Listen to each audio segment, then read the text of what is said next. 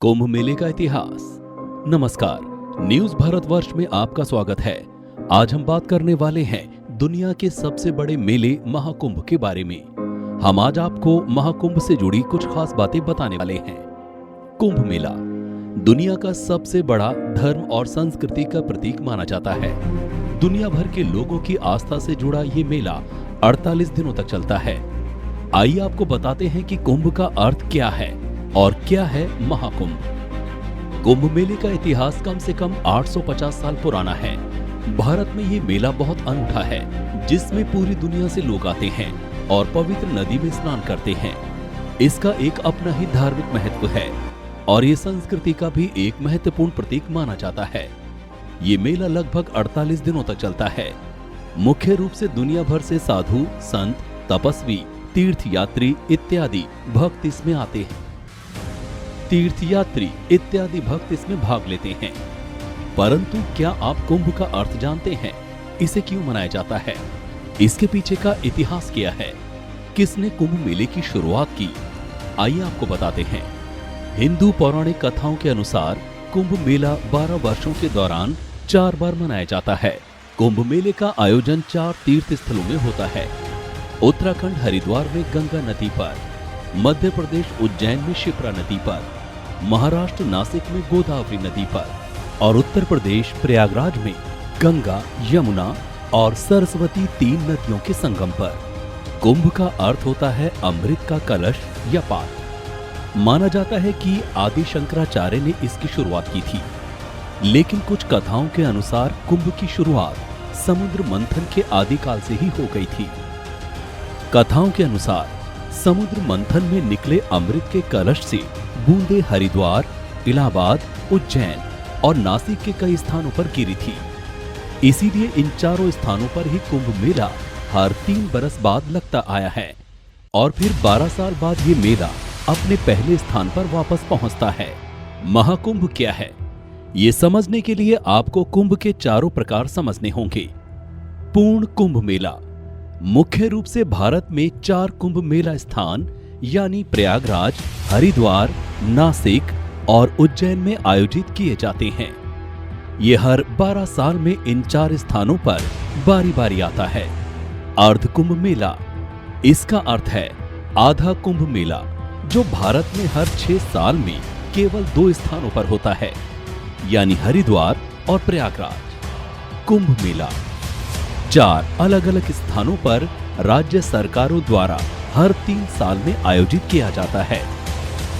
इसमें लाखों लोग आध्यात्मिक उत्साह के साथ भाग लेते हैं। माघ कुंभ मेला, इसे मिनी कुंभ मेले के रूप में भी जाना जाता है, जो प्रतिवर्ष केवल प्रयागराज में आयोजित किया जाता है। ये हिंदू कैलेंडर के अनुसार माघ के महीने में आयोजित किया जाता है। महाकुंभ, ये प्रत्येक 12 पूर्ण कुंभ मेले के बाद आता है। ये 12 साल बाद उसी स्थान पर होता है जहां पहला कुंभ हुआ होता है। हर 12 साल बाद इस मेले के आयोजन के पीछे भी एक पौराणिक कथा है।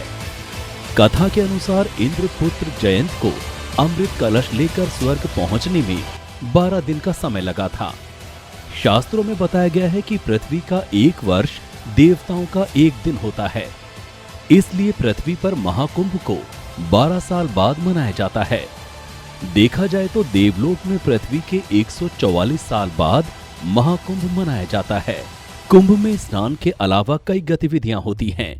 यहाँ धार्मिक चर्चाएं होती हैं। लोग यात्रियों को भजन करवाते हैं।